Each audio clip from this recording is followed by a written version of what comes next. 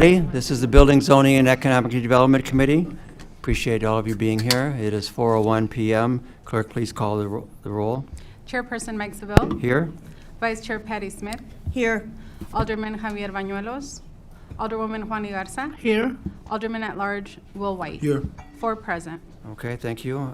We have the approval of the minutes. Please read the minutes.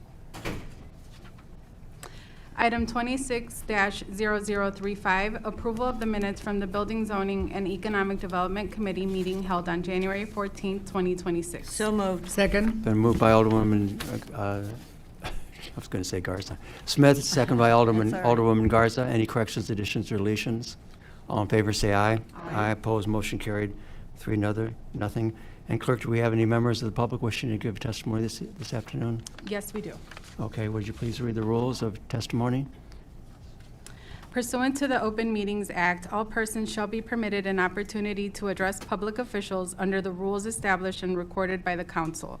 Under our rules, any person may address the BZ&E committee for up to 3 minutes with a maximum of 30 minutes allotted for all public comment.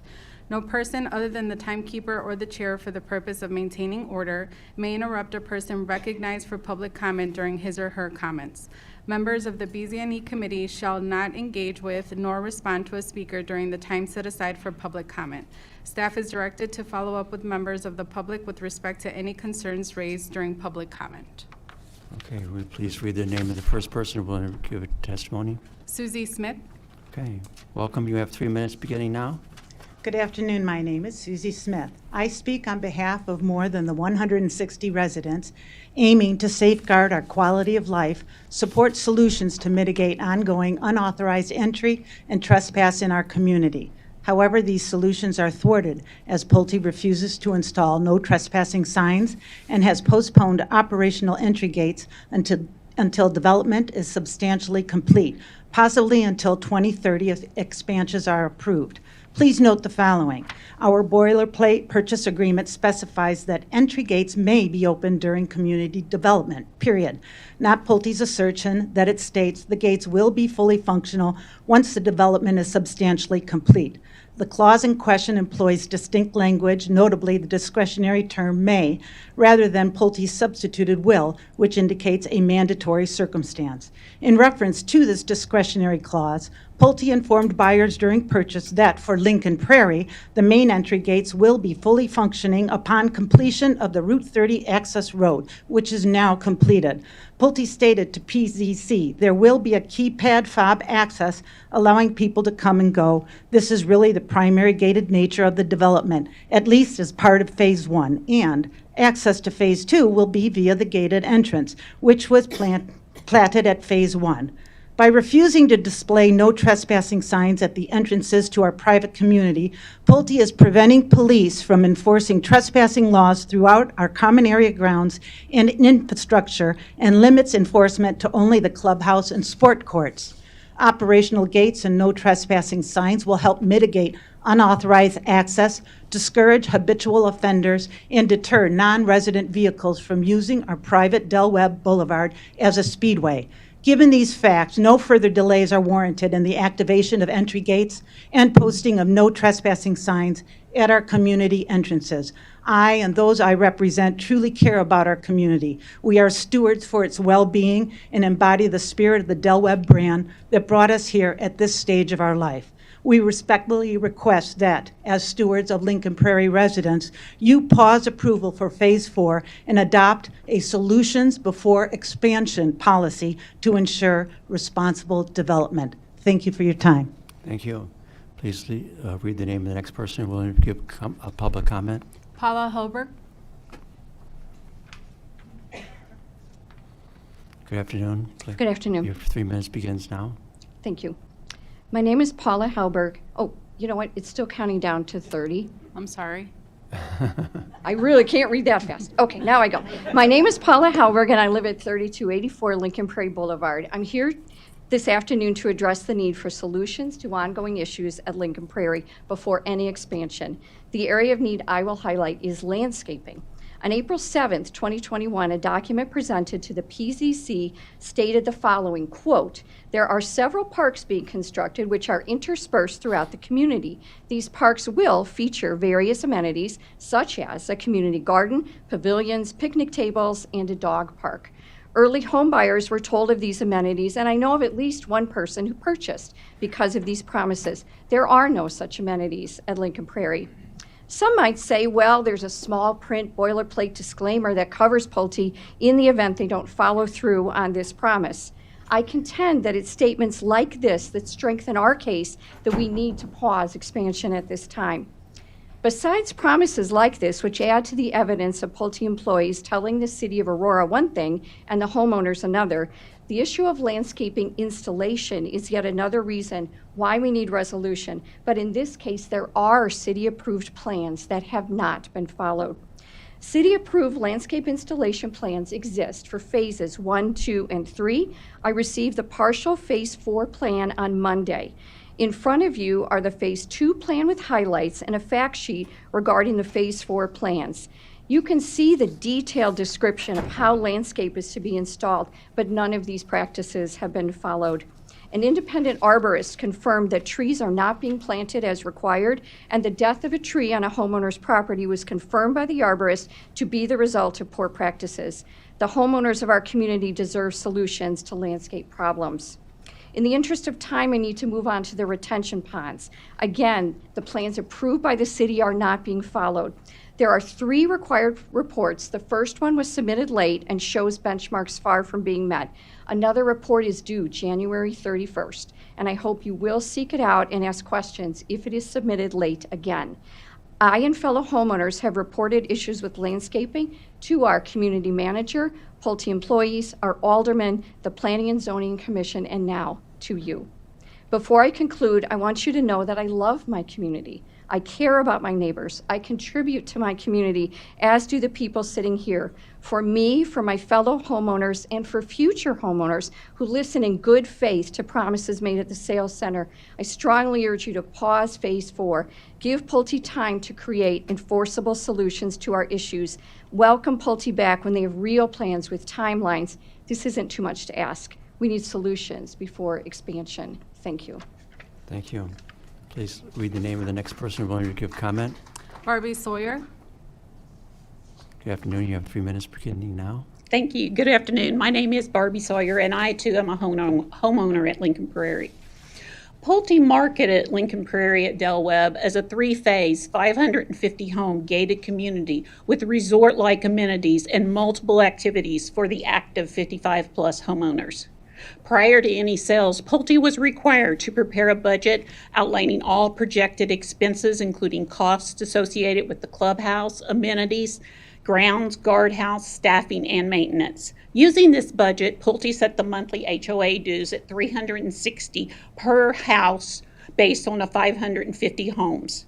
The original purchase agreements for phases 1 through 3 buyers included this official HOA 550 unit budget. At a February 8, 2023 PZC meeting, Matt Broley, an employee of Pulte Homes, stated on the record, quote, "We're expected to build out in the next 3 years. Phase 1 was 169 units of the 550 total that come in this 3-phase development. The amenity building broke ground within the last couple of weeks. We are currently at approximately 300 sold homes and 450 residents. Our regularly scheduled community-wide events consistently see resident participation rates ranging from 28%, which is 112 people, to approximately 45%, or 202. The largest indoor gathering space in the clubhouse accommodates up to 132 individuals. At 300-plus closed homes, the pools, sporting courts, fitness center, aerobics rooms are utilized to near capacity.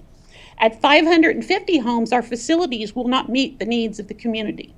As current as of today, you can find on Pulte's Del Webb Aurora website the following. Living in a Del Webb active adult community in Aurora means embracing an enriching lifestyle and amenities that drive fun-filled social connections. I'm here to tell you as a homeowner that our current 300-plus homes, we must limit attendance at most of these events. These fun-filled social connections do not include everybody. At a recent event, it sold out almost immediately as soon as registration went online, and there were 35 to 50 left on a wait list. Imagine what we'll face when we're at 550. In conclusion, Phase 4 or any further expansion plans for a now targeted 850 homes should not be approved prior to Pulte submitting detailed plans and commitments for all necessary expansions to our current clubhouse and all amenities to accommodate for this significant increase in population. Please, I'm asking you, solutions before expansion. And I appreciate your time. Thank you. Thank you. Please read the name of the next person. Lynn Nadler.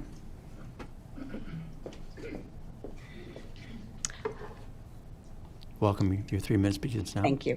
Hi, I'm Lynn Nadler. Prior to moving to Lincoln Prairie, I was a successful realtor in Columbus, Ohio for 27 years. When I worked with my clients and builders, I always kept in mind those builders who I knew would underpromise and overdeliver. Based on my experiences with Pulte, I'm speaking out because many of us feel Pulte has overpromised and underdelivered. I love this community, and I am active on the Social Commission, the Care and Concern Committee, and I enjoy many of the activities available.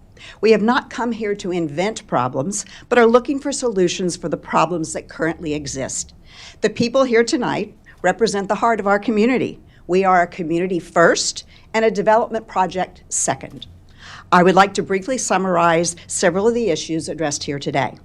The city approved an installation, landscaping plan, and pond plan that is not being followed with integrity. Despite Pulte and the city being notified of these deficiencies, no framework for resolution has been put forward. In reference to the boilerplate clause in our home purchase agreement that states gates may be open during development, Phase 1 to 3 buyers were assured by Pulte that for the Lincoln Prairie, the main entry gate would continue to be open during the development of the Route 30 access road. Once this has been completed, which it now is, the main entry gates will operate fully with at least an electric entry system via keypad or key fob. For the City of Aurora Police to enforce trespassing laws on all our private grounds, our community must install required no trespassing signs at our street and sidewalk entrances. Pulte promised and firmly assured buyers in phases 1 through 3 that Lincoln Prairie will be a 3-phase development with 550 homes, including all the amenities and clubhouse features with an anticipated build out within 3 years or adjusted according to the sales. These promises are supported by our documented budget and testimonies by Pulte executives. Many residents were attracted, including me and my husband, to Lincoln Prairie because of the size of the community and its clubhouse and amenities. However, the clubhouse and amenity features will be jeopardized if they're unable to support the needs of the population. We are looking to you as a council to hold Pulte accountable to what we as homeowners and you as a city were told. Since Pulte has not gained our trust, we deserve enforceable contracts. We are asking you to suspend Phase 4 and subsequent expansions and support a solutions before expansion approach. Thank you for your time and consideration. Thank you. Please read the name of the next person. Mark Shanley.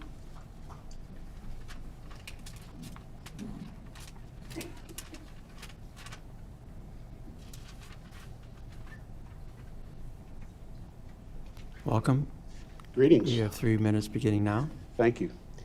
My name, Mr. Chairman, my name is Mark Shanley, and I live along the berm fence in in Lincoln Prairie at 3227 Sweetgrass Circle. I'm here to address a specific concern and request that this board pause its vote on Pulte's Phase 4 until this and other concerns are addressed. Consistently, Pulte has been big on promises, but not light on following through and delivering on many of those concerns. My specific concern is the ongoing maintenance and preservation of the 8-foot-high stockade cedar fence along the berm, for which Pulte requested a major code variance in this board in 2023. At that meeting, Pulte sidestepped residents' concerns regarding the ongoing maintenance by stating that cedar fencing did not require maintenance.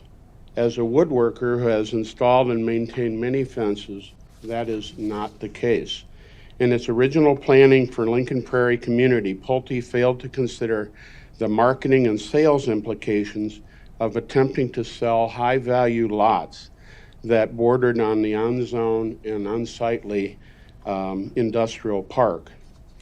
In putting on the fence, Pulte's full purpose was to enhance their ability to sell these lots, and they did not budget or move beyond that.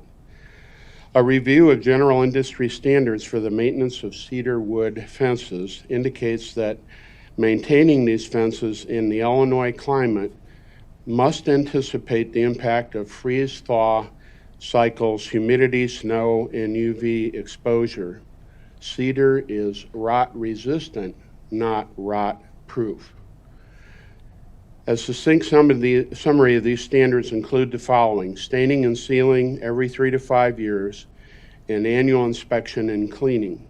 I assure this board that Pulte did not consider, plan, or budget for any of the above elements when it installed this massive fence. As they saw it as a one-and-done project. They did not consider the expected lifespan of the fence nor the enormous future financial liability to the HOA that we would assume long after Pulte has left the development. Untreated, the proposed projected lifespan of the fence would be 10 to 15 years. With regular cleaning and sealing, the lifespan would extend to 20 to 30 years, a very substantial lifespan gain and a huge savings to the HOA. After raising this concern at a recent Lincoln Prairie HOA and Pulte board meeting, I received the following response yesterday from the Community Association. Sir, your time is up. May I continue one final statement? Yes. Okay.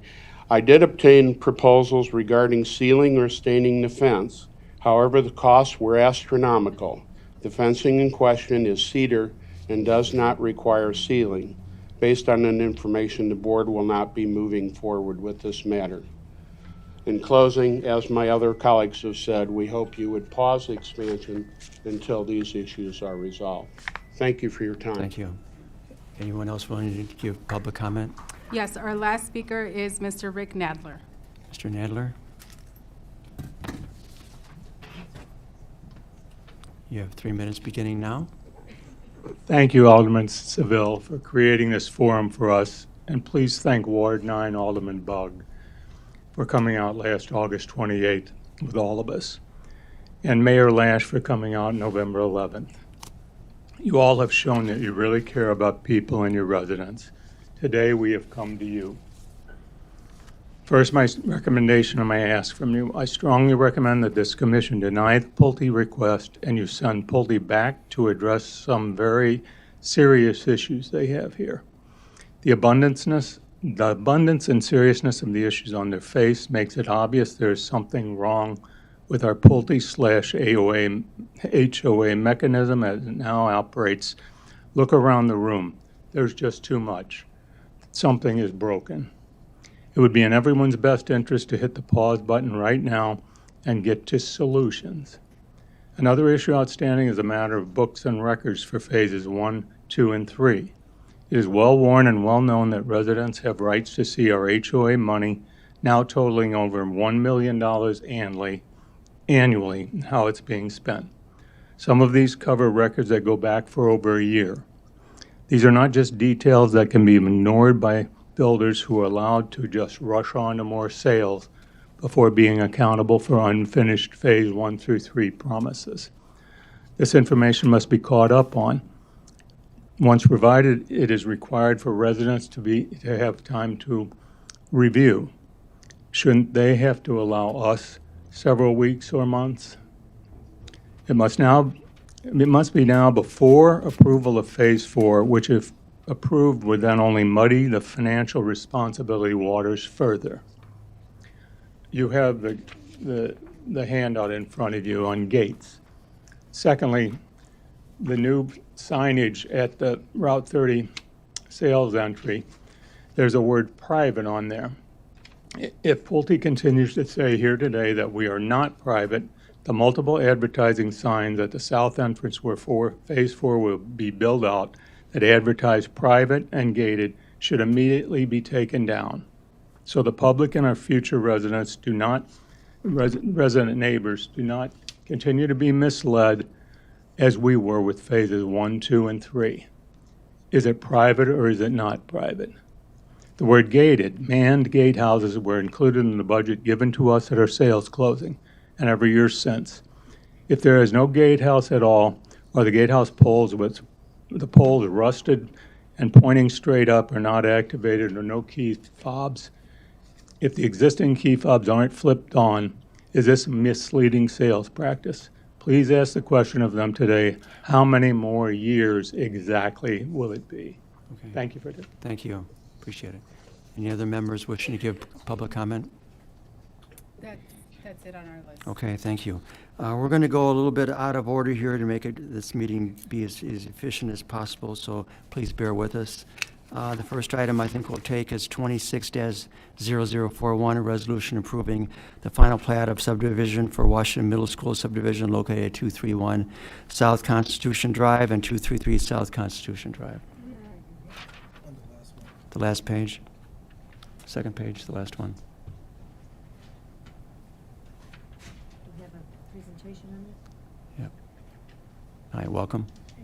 Good afternoon, Jane Reckner, Associate Planner. The subject site is located at 231 South Constitution Drive and 233 South Constitution Drive. The petitioner is requesting approval of a final plat.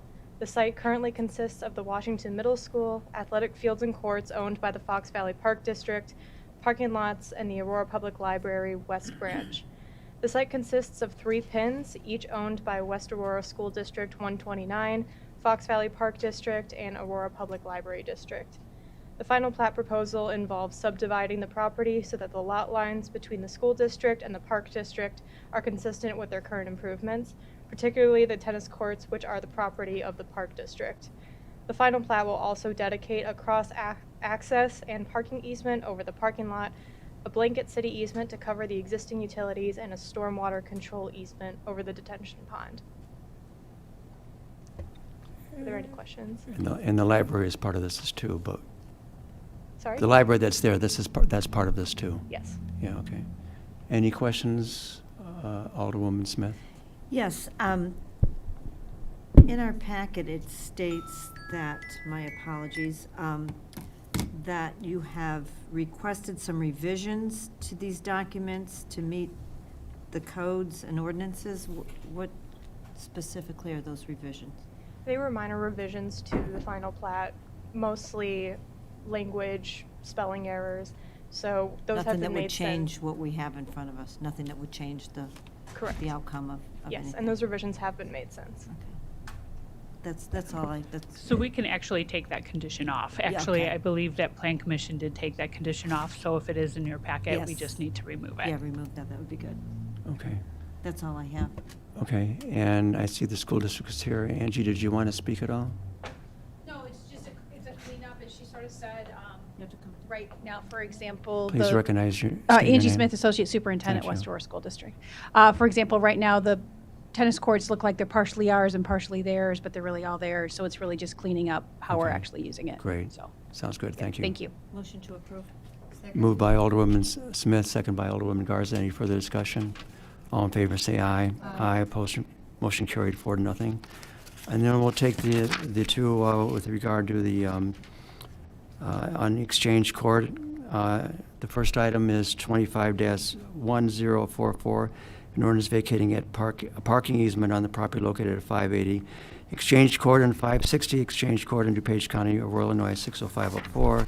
And then the companion article or item is 25-1043, a resolution approving a revision to the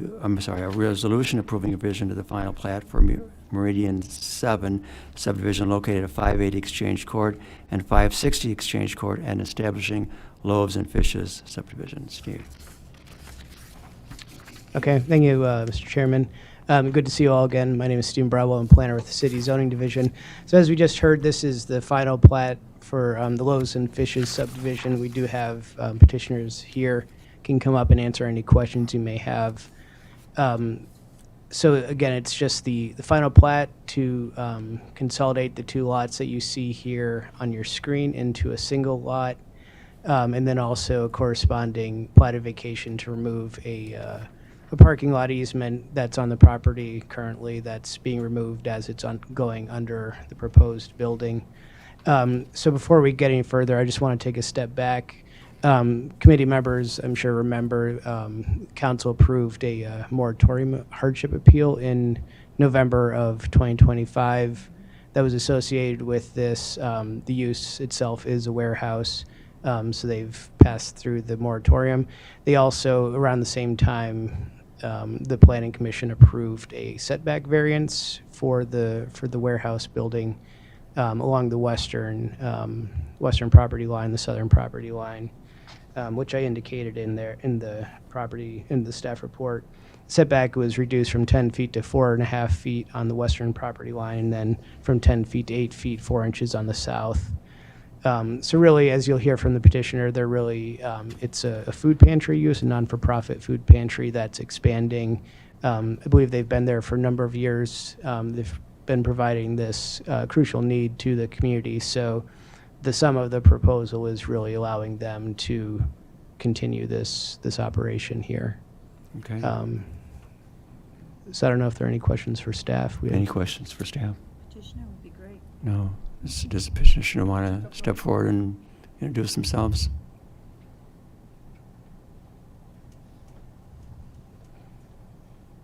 Welcome. Ladies and gentlemen, my name is Ned Bacon. I'm part of the project team for Loaves and Fishes. We've been working on these plat revisions for some time, as well as the full complement of the project plans. We really don't have anything else to add today unless you have questions. Okay. Any questions of Ned? Pretty simple. Yeah. No. Motion to approve. Second. I moved, and this is, we're taking 25-10444 first, moved by Alderwoman Garza, second by Alderwoman Smith. Any further discussion? Anything more to add by staff? All in favor say aye. Aye. Aye. Opposed, motion carried 4-0. And then the second one, I will be voting on 25-1043. Is there a motion? So moved. Moved by Alderwoman Smith, second by Alderwoman Garza. Anything more to add to staff?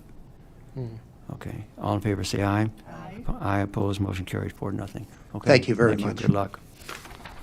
We'll take the other 4 items now together as a group, and let me read all of them first before we begin with your presentation. 25-1047, a resolution approving a preliminary plan and plats for Lincoln Prairie by Dale Webb subdivision Phase 4A and 4B on vacant land located at the northeast corner of Dale Webb Boulevard on US Route 30. 25-1048, a resolution approving the final plat for Lincoln Prairie by Dale Webb subdivision located Phase 4A on vacant land located at the northeast corner of Dale Webb Boulevard and US Route 30. 25-1049, a resolution approving the final plat for Lincoln Prairie by Dale Webb subdivision Phase 4 Phase 4B on vacant land located at the northeast corner of Dale Webb Boulevard and US Route 30. And then the last one is 25-1053, resolution approving a final plan for Lincoln Prairie by Dale Webb subdivision Phases 4A and 4B located at the northeast corner of Dale Webb Boulevard and US Route 30 for one family dwelling use. Welcome. Good afternoon, Jill Morgan, Senior Planner. The petitioner, Pulte's, does have a formal presentation, so I'm just going to do a really brief introduction, a little background to remind everybody, and then I'll turn over to the petitioner for the presentation. Okay. So if you recall, this property was actually annexed back in 2002. At the time, the city was looking at like general manufacturing for the area. That vision never really came to fruition. So then in 2021, the city approved the Wolves Crossing sub-area plan, which redesignated the future land use for the area as primarily low-density residential. In 2021, the City Council then approved an annexation agreement and plan description for the Lincoln Prairie by Dale Webb subdivision. And that was as well as the Lincoln Crossing, and it was all for single-family residential. They also approved a preliminary plan and plat for the Del Webb subdivision for the 550 age-restrictive single-family homes. And then in February 2022, City Council approved the final plan and plat for Phase 1 for 169 age-restricted homes. In April 23, City Council approved the final plan and plat for Phase 2, and that was for 158 homes. And then in 2024, City Council approved the final plan and plat for Phase 3 for 224 age-restricted homes. The plan description that was originally approved also identified 2 parcels as flex areas. That was Parcel 4 and Parcel 5. That they could be developed as either the Lincoln Crossing, which is your traditional single family, or the Del Webb product. So the petitioner now is requesting approval of a preliminary plan and plat for Lincoln Prairie by Del Webb subdivision Phase 4 on approximately 30 acres located south of the Lincoln Crossing South. This was the parcel for that flex area that was identified in the original plan description. This is Phase 4, includes construction of the Lincoln Prairie by Del Webb subdivision. It consists of 93 age-restricted single-family residential homes within a gated community. They are also, as you heard, they read into the record, they're also wanting to come through for the final plan and plat as well at the same time. So all 4 items are before you. The final plan and plat includes the landscape and elevations, all of which are consistent with what was originally approved in all of the previous Lincoln Prairie by Del Webb. I'm just showing the final plan briefly, kind of in context with the rest of the development. This is the Lincoln Crossing South up here, so to give you context. Like I said, the petitioner does have a presentation. Is there any questions for staff before? Alderman Smith. Yeah, could you step back just a little bit? You said all in which has been previously approved. Can you explain what that means? All of them have been previously approved. You said just a little bit, as you were going into the 30 acres of the 93 homes, and you were talking about the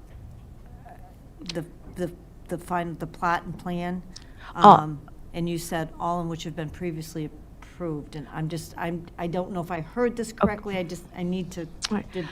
I'm thinking I must have been referring to the first 3. So the first 3 phases, there was a preliminary plan and plat that was approved originally for the Del Webb. Right. All those came through separately 1, for 2, and 3. Yep, Yes, for you final plan and explained plat. So since this is a flex parcel, 4 this and was 5 were 4. flex.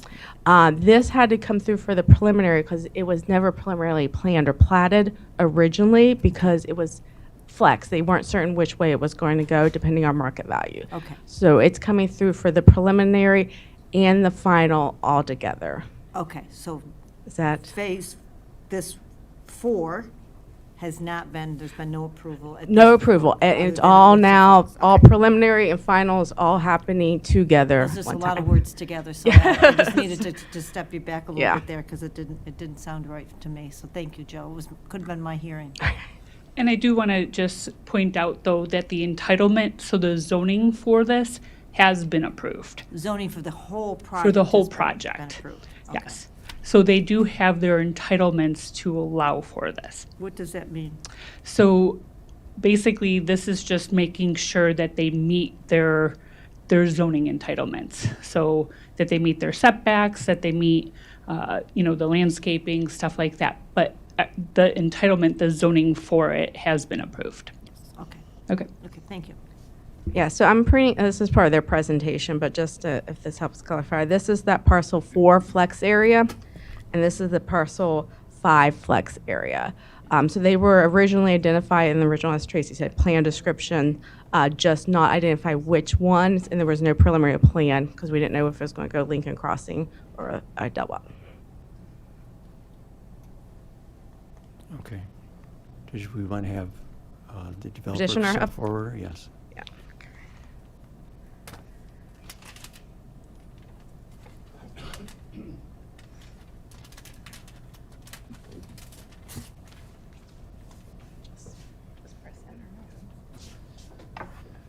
Welcome. Good evening. Russ Whitaker, Rosenhoven and Whitaker here this evening on behalf of Pulte as the owner-developer of Lincoln Prairie. Jill walked through a lot of the kind of background details. I think I'll kind of supplement with a couple other specifics to kind of help flush out some of the details associated with the development here. So I know a number of you are familiar with Pulte. Just by way of reference or reminder, Pulte is a publicly traded home building company, third largest builder in the Chicago market and nationally. We've been building homes in the Chicagoland market since the 1960s. Reputation obviously very important to us. We sold over 1,000 homes in 2025. This local market has definitely been growing. We're selling in 17 different communities throughout the Chicagoland community. How we plan communities is very important to Pulte.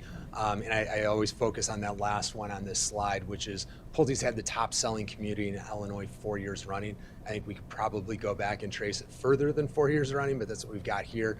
And I think that really speaks to the level of planning, the thought process that goes into laying out these communities, and the level of investment that Pulte is making in communities that they're developing. Jill showed this just a minute ago. So back in 2021, when we were working on this property, right, we had, I think it was 525 acres that we were working with. We knew that we had some immediate plans for the property, but it was 2021. There was some uncertainty coming out of COVID. There was question about what was going to be in front of us 5 years later. And so what you see in this plan is a couple of things that I'd like to point out. I think first and foremost, in 2021, we were moving forward with Lincoln Crossings, which is a single-family traditional community up off Wolf's Crossing Road that is completely sold out at this point in time. We got moving on. And to be clear, this is a document out of our approval ordinances. So the annexation agreement governs the entire development of the property. It was a 15-year agreement that we entered into. Pulte was obviously making substantial investments in the community. At the same time, the city was looking for substantial commitments from Pulte in order to obtain entitlements. So we incorporated this and a lot of other obligations and rights in the annexation agreement, which set forth a process by which Pulte could build through this 525-acre property. So it started with Lincoln Crossings. After Lincoln Crossings, we rolled into the Del Webb community. As residents have talked about, as Jill has talked about, 3 phases to the original part of Del Webb, and we've platted those first 3 phases of Del Webb. So that leaves us with 4 other parcels. So as you look at this map, we have the parcel here, which is a commercial parcel north of Viola Road. We've got a small commercial parcel at Route 30 and 111th Street. And then we have parcel 4 and parcel 5. So Jill made reference to the flex parcels. That is parcel 4 and parcel 5 are the flex parcels. So in the annexation agreement and then fleshed out in additional detail in the plan description, right, Jill mentioned that the property is zoned planned development district. That means that we're not developing pursuant to the zoning code in Aurora. We've kind of thrown the zoning code out. We've established specific standards that are embodied in a document governing this property. In that plan development document, what we did is we set forth 2 different standards for development. We set forth a standard for development for Lincoln Crossings, and then we set forth a standard for development in the Del Webb community. And so we said if these are the standards by which Lincoln Crossing and Del Webb will develop, and into the future, if Pulte buys parcel 4, if Pulte buys parcel 5, Pulte has the right to come to the village or to the city and to develop parcel 4 and parcel 5 pursuant to the standards for either Lincoln Crossing or for Del Webb.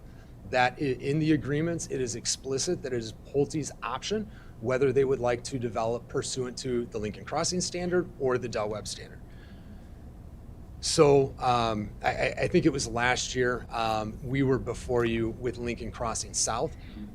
So what you're looking at here is the top portion of the flex parcel 4. We came in and we did in fact develop the northernmost portion. So I guess by way of orientation, this is the commercial parcel north of Eola. Here is Eola Road, and this is the northern part of the flex parcel which was designated for the Lincoln Crossing series of homes. So that development is ongoing today. We grand opened in 2014. There were 97 homes. We've closed 63 of those homes today. So fast forward to today, what we're doing is we're coming to you with a plan for the southern half of parcel 4, the flex parcel. We've determined that we would like to build that southern half of parcel 4 with Del Webb styled homes, and that those homes would be incorporated into the Del Webb community that exists east of the ponds. What I would point out with respect to this plan, and we've actually modified this plan because in other iterations of the plan that came through the city, this flex parcel 5 had lots laid out. But what we're showing in this plan is the proposed layout of the Del Webb Phase 4 that's before you this evening. And then in the lot summary on the right, what we're also showing you is documentation that worked through the city of Aurora with the original annexation, with the original approval of the planned development district for this property. And so what you see here is a clear delineation of the initial phase, which was 554 units. So here you've got 152 units in phase 1, 266, 286, I can't read, in phase 2, 207 in phase 3. But then you also had the flex parcels where there were additional dwelling units to be added. So we were kind of previewing what we thought might be likely build out here. And you can see that we had originally contemplated that the Del Webb would grow at some point in time up to 821 units. So the plans before you tonight are entirely consistent with the vision that we had established with the city dating back to 2021.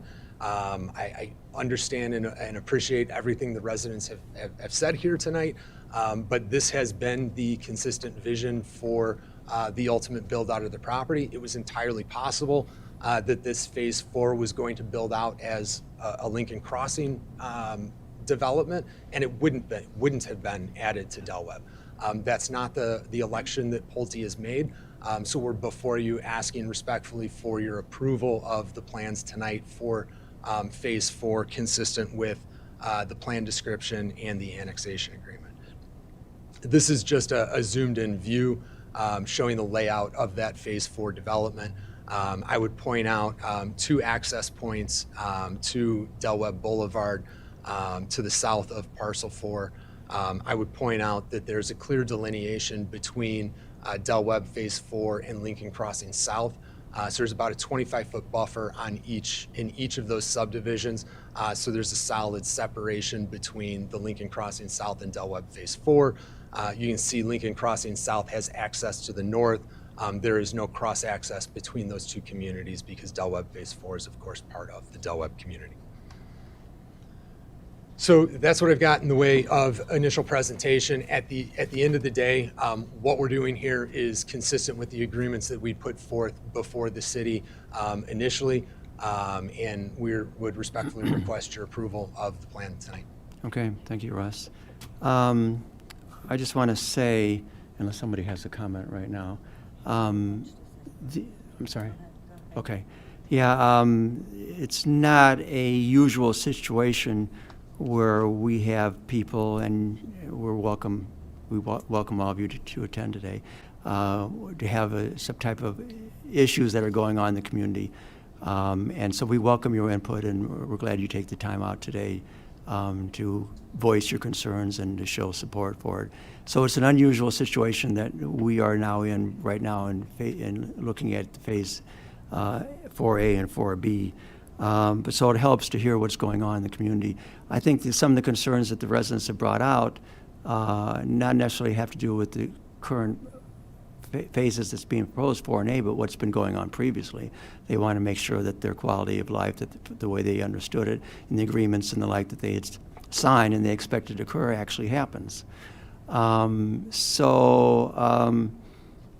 think that's kind of some of the issues here that we're faced with. And I understand about what we did with regard to signing special agreements with you and how to develop and the like. Similar to what we did with Fox Valley Villages 1 and 2 in the early 70s, that set that pattern of development to have certain standards of development because they wanted a certainty of economic costs so they could develop it with regard to what's going on in the market at that time. So I get what you guys have done and to be flexible and the like as well. So it made total sense when you first came to us in the early 20s and presented your ideas for development here. I have talked to the staff about some of these issues. I've talked to the alderman of the ward as well, Alderman Bugg, about this. So I'm just wondering if you can address for us some of the concerns that the residents voiced this afternoon and how you expect them to be, I guess, addressed, and not only addressed, but rectified, and where your previous customers will be satisfied. And also, are there any HOAs that have been turned over to the actual HOA, or is it still in development and you haven't turned everything over to them for them to run their own affairs? How's things working right now out there, Russ? Yeah, and I think there's probably so many tentacles to some of the issues that were raised. Much of it is not necessarily city issues. Much of it is governance issues, things that are the Del Webb HOA is dealing with residents, and there's regular meetings between. There's a regular schedule of meetings. Let him speak. There's a regular schedule of meetings by which the HOA will communicate with the Del Webb residents, and that's the venue where we would like to be able to address these things. I would note that there's also process with the city, right? So we've installed landscaping. We have surety on place with the city of Aurora to guarantee landscaping. In our agreements, we have provisions with respect to after landscaping is installed, how long guarantees must survive. Pulte has worked in the city of Aurora for, we've done a lot of construction in the city of Aurora over the last couple of years. I think city staff can speak for the quality of construction and Pulte's consistent commitment to standing behind their obligations. If there's landscaping that's not surviving, we've always gone out and we've made good on landscaping that's not survived. In the case, so that is part of the ongoing process.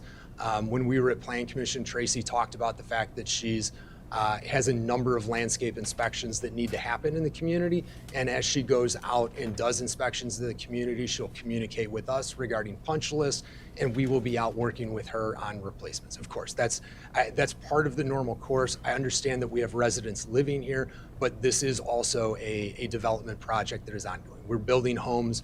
We're also developing land, so it's a little bit messy at this point in time.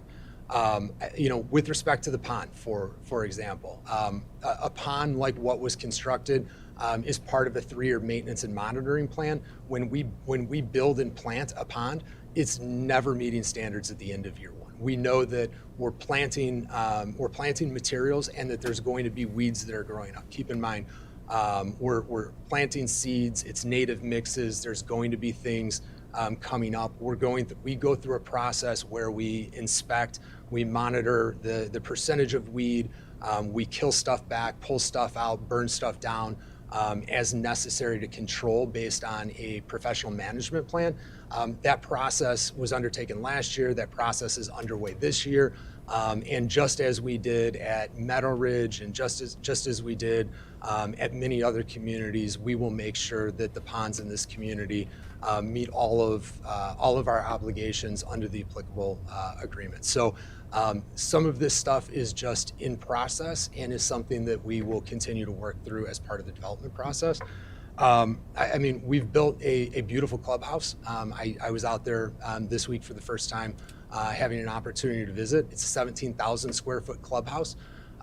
There's a sales center that is connected to the clubhouse. Right now, the clubhouse is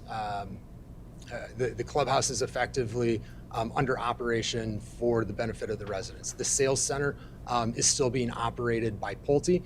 That is something that will change as we move forward and get through sales. So we know that there are changes that will be coming, but that we have to continue selling through the community before we get to some of those points. So again, some of the, I think, growing pains here are a process of sales ongoing, development ongoing, and simply needing to work with residents, explain where we're at, and try to find solutions as we move forward. Very much the same situation with respect to the gate. The guardhouse and gates are in place to the north. They are not down for a very specific purpose, and that is because there are so many people coming in and out of the community that it would be impractical in construction for those gates to be down. That's something that we communicate through our documentation, and that's what we've stood by. With respect to other gates, we do not yet know where all of the gates will be located because we don't ultimately know the final build out of the community. Will it be, we're obviously here for phase 4 of Del Webb. Will parcel 5 be added to Del Webb or not? We don't know. And so gates in that portion of the community have not been installed because there's a couple of different spots where a gate may be installed depending on the ultimate build out of the community. So I think there's very logical answers to many of the complaints. And I think we will, the HOA will continue working with residents to resolve those issues. And who is the HOA? Who is the HOA? Pulte. It hasn't been turned over to the residents yet. So it's really not the HOA then. It's just you guys. It's just Pulte. That's why we're here. Yeah. Okay. So so my concern, Russ, is we're looking at 4A and 4B. I get it, but we also have your customers here, our constituents that are unhappy. I imagine this is not the first time you've heard some of these concerns. As 4A and 4B is moving forward, right? And what method has been established to communicate and to work through these issues where everybody is understanding what's going on, what everybody's responsibilities are, and what's moving forward in as expeditious manner as possible, depending on weather, the like, what's going on, and currently what your next phases are. So can you maybe address a little bit of that too, please? Sure, and I think that, so I represent Pulte on the development side. I do not represent the HOA. I understand, yeah. And so I can't stand up here and speak tonight on behalf of the HOA, but I do know that there is a schedule of meetings and that these are things that are discussed at HOA meetings with residents of the community. Yes, Alderwoman Smith. That's why we're here. I understand. That's okay. Pulte builds a great product. We know that. We've seen that. You all live in a beautiful neighborhood. I hope to be there at one point in time. I was here the first day that Russ was in front of us looking at this, and I asked if I could put a piece of property on hold, and he told me no. But the bottom line is your community is still under construction. So we know that. You all have to admit to that. We have to up here understand what we're here to do. We're here today to talk about phase 4. Your concerns are very important to all of us, and we do feel that some of these things need to be addressed. It's very difficult to talk about landscape and ponds when it's been below 0 for the last several days. So I don't want to postponing phase 4 is postponing the completion of Pulte. Postponing the completion of Pulte is postponing getting your gates in, getting the things done that you want to get done. Don't shake your heads, I'm not done. I'm not done. But I also can't support this because there's so many problems. So I'm usually not in this place. I'm not really sure which way to go here. I'm not feeling comfortable supporting Pulte because of all the problems, but I also know that my job here today is about phase 4, not about your wishes and problems and issues. So I'm feeling very pulled on which way to go.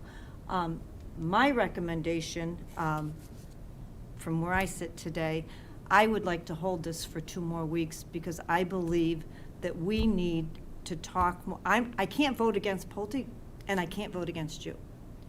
So I would like to talk more to Pulte, to find out what we're going to do to come up with some solutions.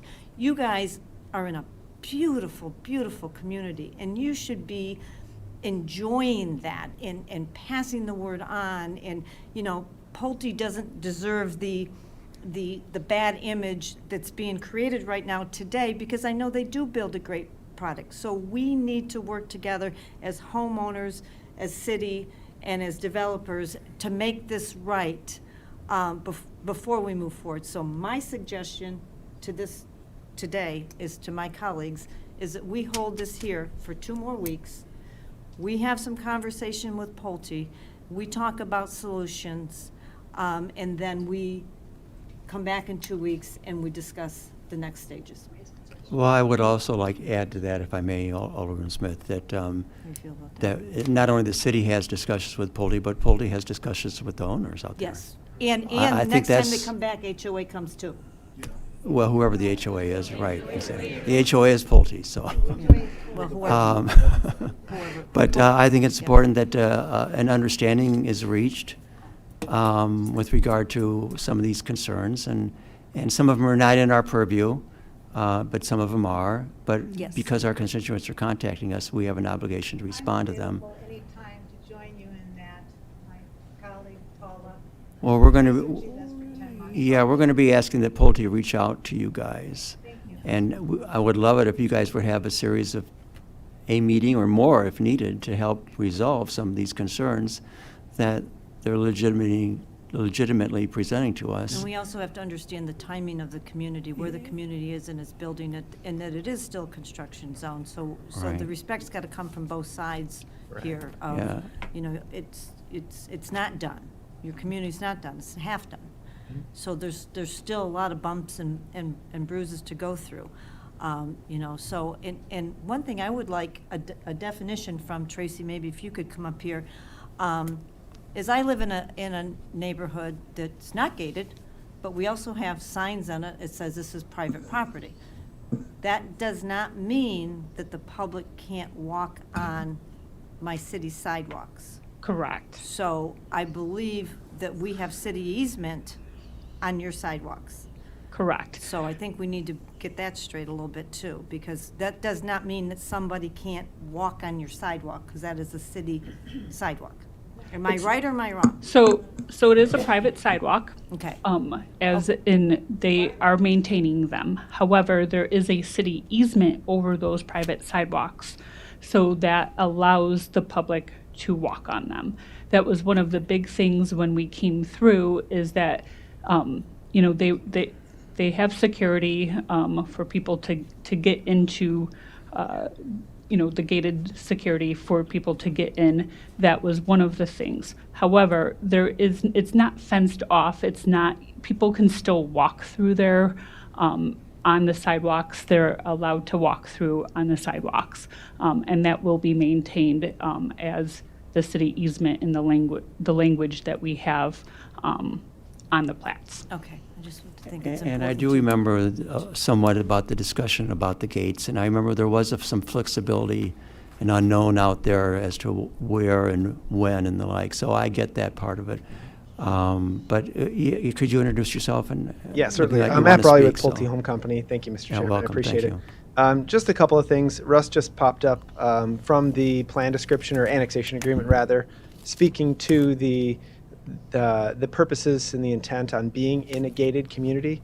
So the intent, you know, we continue to represent that Lincoln Prairie is a gated community. The purposes of the gates are to regulate and restrict vehicular access to the community, but we are not regulating or restricting access to the public walks.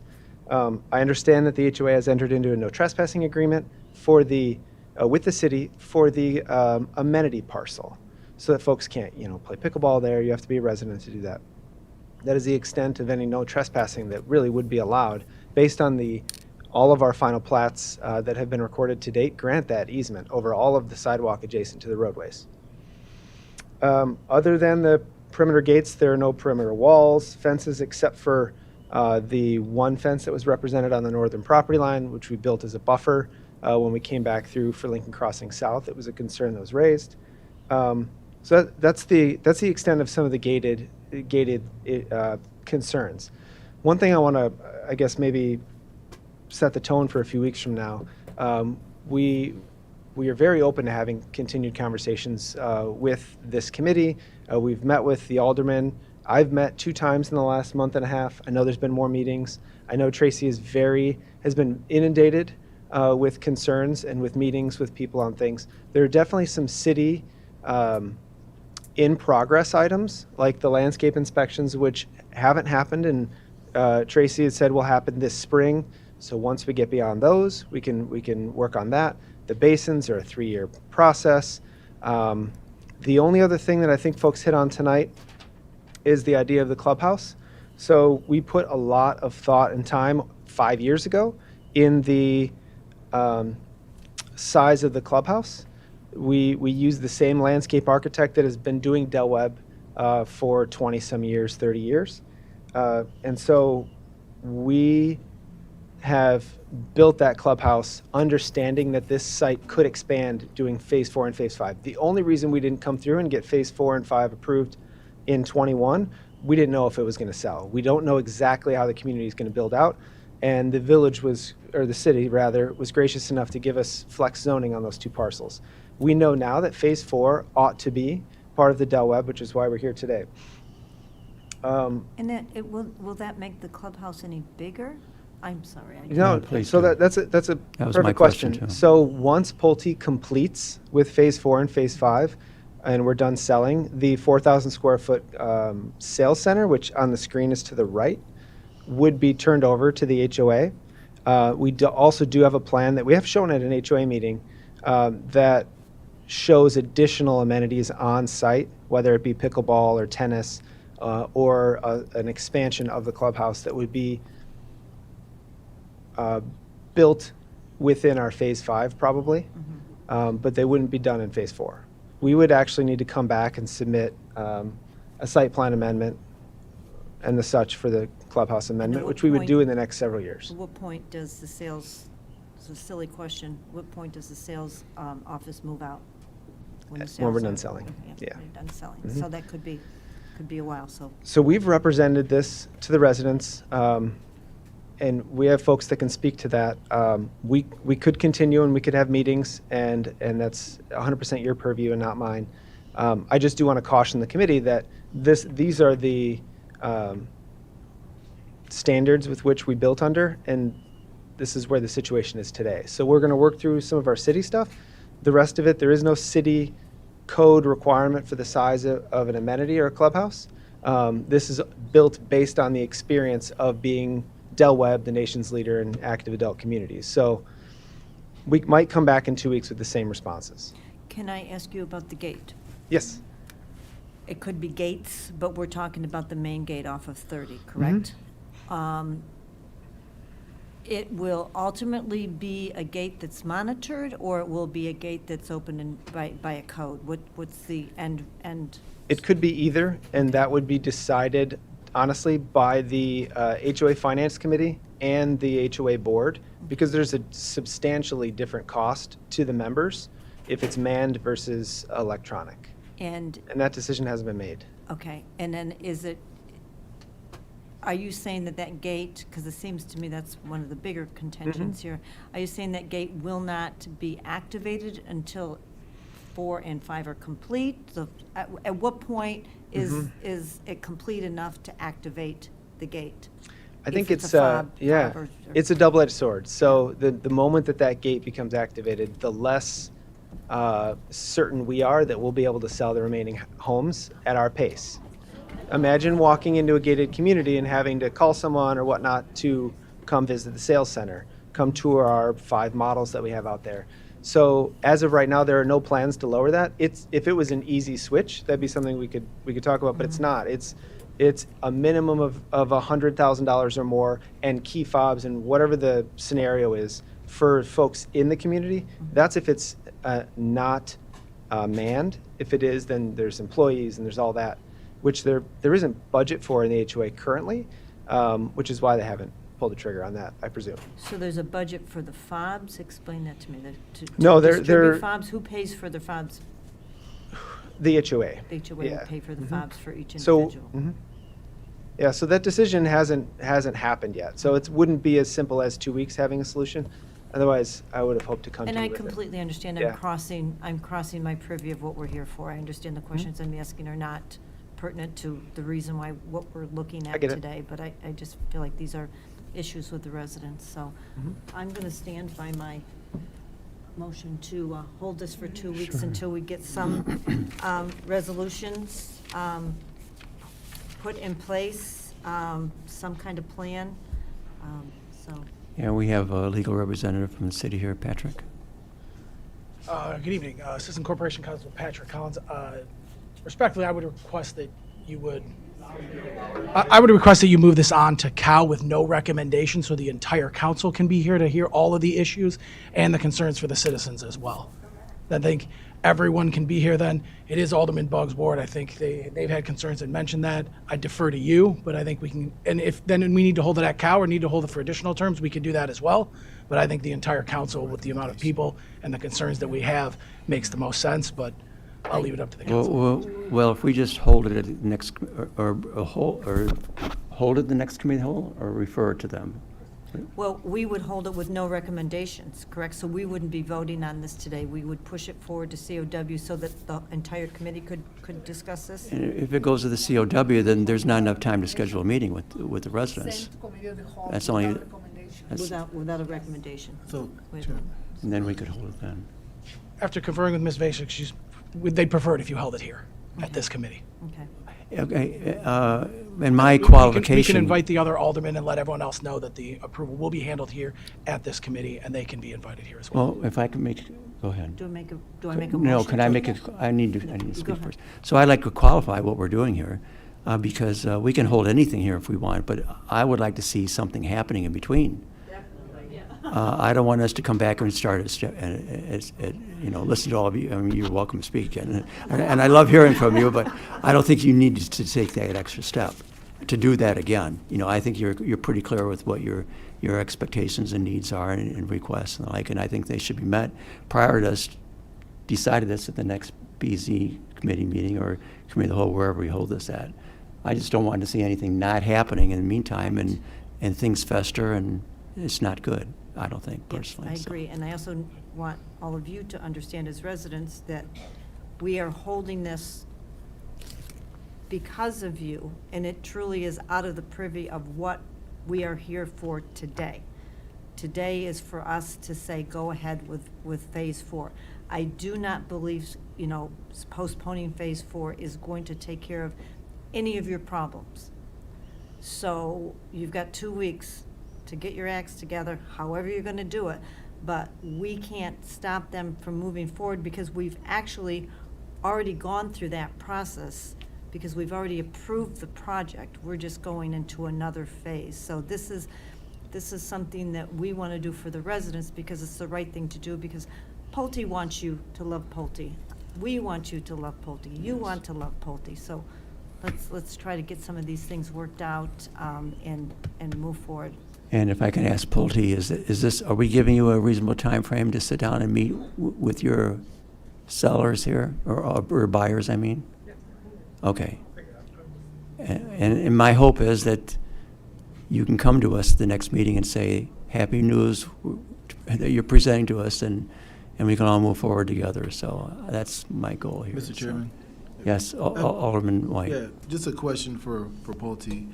So I wasn't here in 2021 or 2023, so kind of catching up.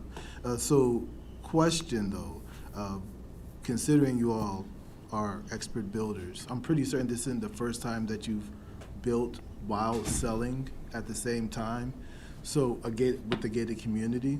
So what's the normal protocol for that when you're building homes and residents are living there and the gated community is still open? How do you manage that? How have you done that in the past?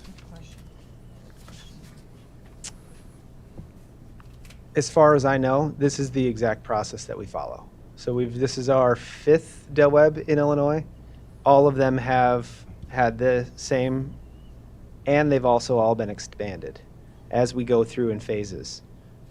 It's It's pretty So- much our standard practice. So I just think personally, if I'm buying into a gated community and I'm getting in early so that to take advantage of whatever it is to be one of the first, how do you then determine security for the residents while construction's taking place? So we don't make any representation about the security of your development more any different than, you know, my town is of mine or the city is for wherever you reside. Is the city provides police protection. If there are instances or anything like that, you need to call 911. There is no security service or any of that provided to any of our communities. So, and I'm sorry, but a gate would provide some level of security. So if the gate's not up, then if the gate's not in place, have you had concerns from residents previously in other developments about this, or is this the first time that a group of residents have come with this concern? I can't answer that. I can get an answer for you in 2 weeks. How we would have done that on another community. Okay. But yeah. Okay. I haven't done another Del Webb. I would just say, keep in mind, there's a gate, and you're looking at the guardhouse, and there's the gate. Yeah. I mean, you look at that picture, and there is no fence, right? Yeah. There is quite literally a gate, which crosses the road. I mean, you see the structure of the gate, but the gate does not cross the sidewalk or the path that is running along the side of the road. So, you know, I would go back to what I had quoted earlier. I mean, this is the essence of the documentation with the city, right? The gated nature of the community is not intended for purposes of exclusivity, but is specifically intended to create a sense of security for the unique age-restricted population project it's intended to serve. This is... Please let him speak. This is the documentation that the city approved. And I mean, and this is, I think it is this embodiment that led to this type of language here, which says that residents of the city of Aurora have a legal right to walk over the sidewalks and the paths that are depicted here. So when we're talking about security, I think we just need to be careful what we're really talking about. Point taken. And I also noticed with the planning zoning, when it was there, it looks like it was unanimously approved. Yes. With some conversation. Can you speak more about that? Because if it was unanimously approved, then come to us, for me, it's kind of hard to then go against what the planning and zoning initially recommended. Yeah. So, the Planning and Zoning Commission did unanimously approve it. Really, they're looking, and again, they already have entitlements, so they are entitled to be able to move forward with Phase 4. So the preliminary and the final plan that they're looking at is really just to make sure that they are meeting those requirements that were laid out in the plan description or the zoning of the property. So that is what you guys are looking at. I understand, you know, the HOA and the residents have a lot to talk about, but in the sense of the land use, this land use is a permitted use. They are meeting all the requirements. So for us to deny it would be, there's no reason why we should deny it, if that makes sense. So I think that's kind of where we are with that, and that's, I think, why they went ahead and approved it. And there are, letters of credit? Correct. There is security. Yeah, could you speak to that too for the homeowners? I'll have Brian speak to that because he would know more about that. Okay, so there's understanding. Hi, Brian Witkowski, new development engineer. So there is security for all of the sections of Del Webb that have been under construction. The first 2 phases have been reduced to 20%, but it is not on maintenance, if that makes sense. So we still have a round of doing a punch list and then fixing everything that's on that punch list and then going on maintenance for a year and then another round of punch list. And this is just a usual circumstance that Yeah. we do, regardless of the format, if there's like letters of credit, or if there's a bond issue or whatever. Correct, yeah. It's- And then it's and so phase 3 hasn't been reduced at all. The city and the owners can be sure that whatever happens if the developer walks away, then there's money to put in these. For the public improvement. For the So public the improvements, utilities. that's yeah, correct. that type of thing. Right, sidewalks, street overlays, those types of things, so.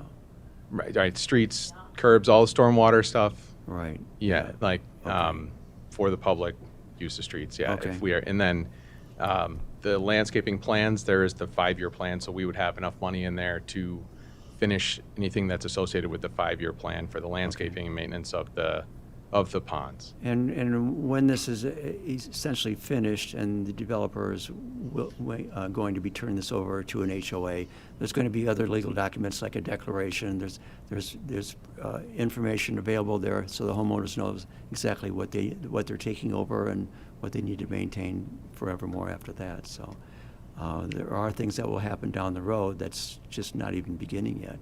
Yeah, well, typically there's another company would take over the HOA, and they would have their maintenance standards that they put in place and kind of manage the budget and things like that in order to pay for the roads and upkeep of those kind of things. But it'll be run by the homeowners association. Yes, usually homeowners association hire out a company or a person they don't usually the residents just manage it themselves. But Well, no, they can choose to be self-managed. can choose. Like They could Pulte choose that, developed yeah. in my ward to this day, that was in 1991, they're still self-managed, but they're getting a little tired of it. So they're looking to hire somebody now to do the management. But the board is ultimately responsible for that, is what I'm saying. So they would Yes. have complete input on that. Control over whoever. Russ? If I could, just on one issue, the declaration is done, complete, recorded. That was done before the first resident would have bought a home. So by way of example, we could pull that up as a recorded document. I've got it here. It's extensive.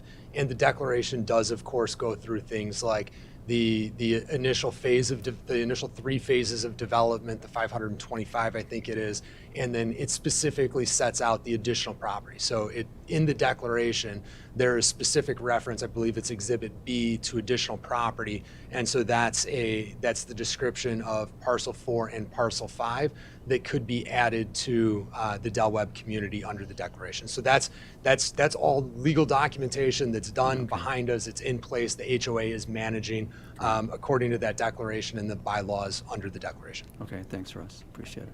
Do we need a motion? I just wanted, Alderman Garza, did you have anything you wanted to contribute, say, or ask? Okay. Yes, you want to make the motion? So, you want to make the motion? Yes. Yeah. 2 weeks? We can't take any more testimony, sorry. I'm going to make a motion that we hold item number, and I put it away already. Well, all of those items, there were several of them. So 25-1047, 25-1048, 25-1049, and 25-1053. We hold them till the next BZ&E meeting, which Okay. is 2 weeks from today, at 4 Okay. o'clock. Is there a second? Second? Anything you want to add, Tracy? Okay. Nope. All in favor, say aye to hold for 2 weeks. Aye. Aye. Aye, opposed, motion carried. For nothing, we will hold for 2 weeks, and please, Pulte, reach out to your buyers here and come back with some good news. Appreciate it. You have anything more to add from staff? Jill? I do not. No? Brian? Motion to adjourn. Okay, motion been made and second for adjournment. All in favor, say aye. Aye, opposed, motion carried 4-0. We are adjourned at 5:19 PM. Thank you, one and all.